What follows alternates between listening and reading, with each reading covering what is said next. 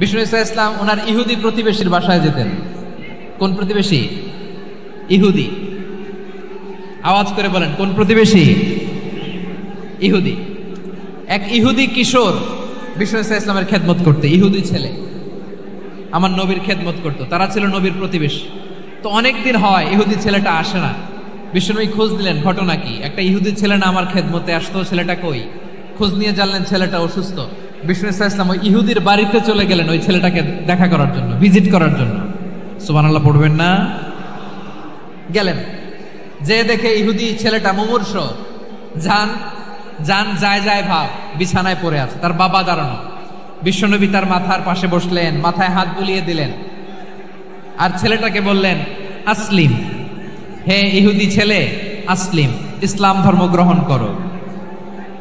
তো ছোট্ট ছেলে ভাবে আমরা ইহুদি, এখন ইসলাম ধর্ম গ্রহণ করলে আব্বা যদি বকা দেয়, ফানাযারা ইলা ওয়াজহি আবি, ছেলেটা তার বাবার চেহারার দিকে তাকালো, দেখি আব্বা কি কয়। আব্বা যদি বলে তাইলে ইসলাম ধর্ম গ্রহণ করো। ইহুদি ছেলেটা তার বাবার দিকে যখন তাকালো, ওর বাবা বলে, আতি আবুল কাসিম, আবুল কাসিম যা বলে তাই করো। বিষ্ণু ইসা ইসলামের বড় ছেলের নাম ছিল কাসিম। ইহুদি বাবা বলল, আতি আবুল কাসিম, আবুল কাসেম যা বলে তাই শোনো, মানে মোহাম্মদ যা বলে তাই শোনো। এই কথা শুনে ছেলে সাহস পাইছে, ছেলে আবার পড়তে আরম্ভ করলো, আশহাদু আল্লাহ ইলাহা ইল্লাল্লাহ ওয়া আশহাদু আন্না মুহাম্মাদার রাসূলুল্লাহ, পড়েন আল্লাহু আকবার। বিশ্বনবীর আহ্বান শুনে ওই আহ্বানে সাড়া দিয়ে ইহুদি ছেলে শাহাদা পড়ে মুসলমান হয়ে গেল। তার হৃদয়টারে ঈমানের নূর দিয়ে আলোকিত করে দিল কে? প্রিয় ভাইরা, এবার রাসূল সাল্লাল্লাহু আলাইহি ওয়াসাল্লাম বের হয়ে আসলেন ঘর থেকে, আর বললেন, আলহামদুলিল্লাহিল্লাযী আনকাযাহু মিনান নার, প্রশংসা সে আল্লাহর যে আল্লাহ জাহান্নামে চলে যাচ্ছিল প্রায় এমন একটা লোককে মুহূর্তের মধ্যে কালেমায়ে শাহাদাতের বদৌলতে জান্নাতি বানায় দিলেন। আওয়াজ করে পড়েন সুবহানাল্লাহ।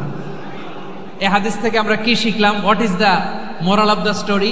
এক নাম্বার স্টোরি হলো, প্রতিবেশী ইহুদি হোক হিন্দু হোক, যাবেন, সুসম্পর্ক রাখবেন, উপহার দিবেন, বিপদে পাশে দাঁড়াবেন, তাইলেই তো আপনাদের প্রতি, মুসলমানদের প্রতি তারা আকৃষ্ট হবে, ঠিক কিনা বলেন? আপনি যদি হিন্দুদের সাথে বৌদ্ধদের সাথে নাই মিশেন, নাস্তিকের কাছে নাই যান, তো ইসলামের সৌন্দর্যটা ওরা বুঝবে কেমনে? আমার অনেক হিন্দু পরিচিত ভাই আছে, ওরা আমাদের ইফতারির প্রোগ্রামে এসে একসাথে ইফতারি করে।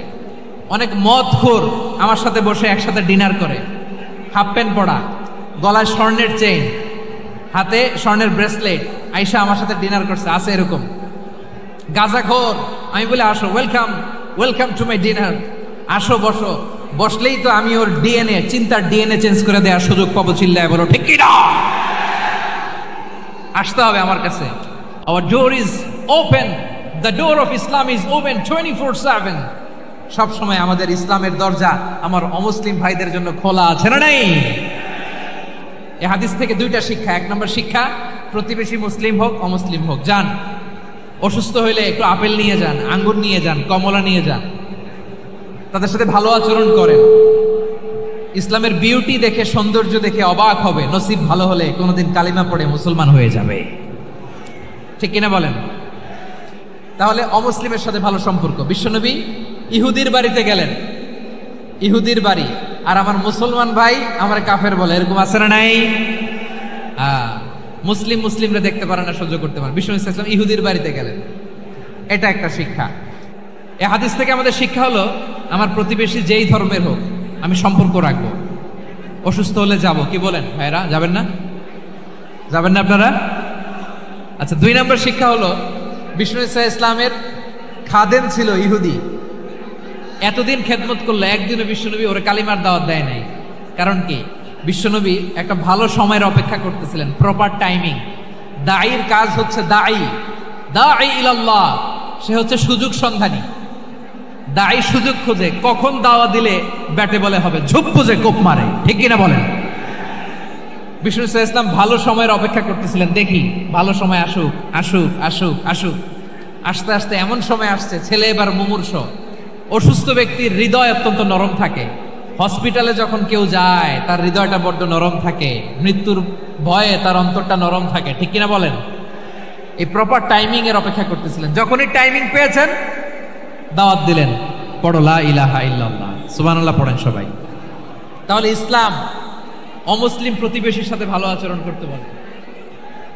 ইসলাম অমুসলিম মাতা পিতার সাথেও ভালো আচরণ করতে বলে। মাতা পিতা যদি অমুসলিম হয় তারা ফেলে দিতে পারবেন? পারবেন? আমার লালমনিরহাটের ভাইয়েরা, অনেক হিন্দু ছেলে আমাদের হাতে শাহাদা পড়ে মুসলিম হয়, কিন্তু ওর মা মুসলমান হয় নাই, বাবাও হয় নাই। এরকম আছে না নাই? তো ও হয়েছে মুসলিম, মা বাপ হিন্দু, এখন মা বাপ কি বাদ? হ্যাঁ, মা বাপ বাদ দেয়া যাবে? যেই মা আপনারে 9 মাস 8 মাস পেটে ধারণ করলো, আপনার মায়ের নার ছেঁড়া ধন, আপনি ওই মারে বাদ দিতে পারবেন? যে মায়ের বুকের তাজা দুধ খেয়ে আপনি আজকে বাড়ন্ত তাজা তরতাজা, ওই মারে বাদ দেয়া যাবে? মায়ের এক ধারে দুধের দাম, কাটিয়া গায়ের চাম, পাপুষ বানাইলেও ঋণের শোধ হবে না, এমন দরদি ভাবে কেউ হবে না আমার মাহা গো। মা বাবার প্রতি আচরণ করতে হবে। আমার মা হিন্দু হোক, ভালো আচরণ করতে হবে, বৌদ্ধ হোক, ভালো আচরণ করতে হবে। আমার যে সমস্ত হিন্দু ভাইয়েরা মুসলিম হয়েছ, তোমাদের মা বাবা এখনো মুসলমান হয় নাই, তাদের সাথে ভালো আচরণ করতে হবে। আপনাদের খেদমত নিজে করতে হবে, অথবা খেদমতের ব্যবস্থা করাই দিতে হবে। মান্থলি যে খরচ লাগে এটা দিতে হবে। আরে তুমি এখন মুসলিম, তোমার মা বাবা হিন্দু, এখনই তো সুযোগ ইসলামের সৌন্দর্য দেখানো। এখন মা বাবা যদি দেখে আরে এটা হিন্দু থাকতে তো বদমাইশ ছিল, বেয়াদব ছিল, কি এমন ধর্ম সে গ্রহণ করলো যেটা গ্রহণের সাথে সাথে সে পাল্টে গেল?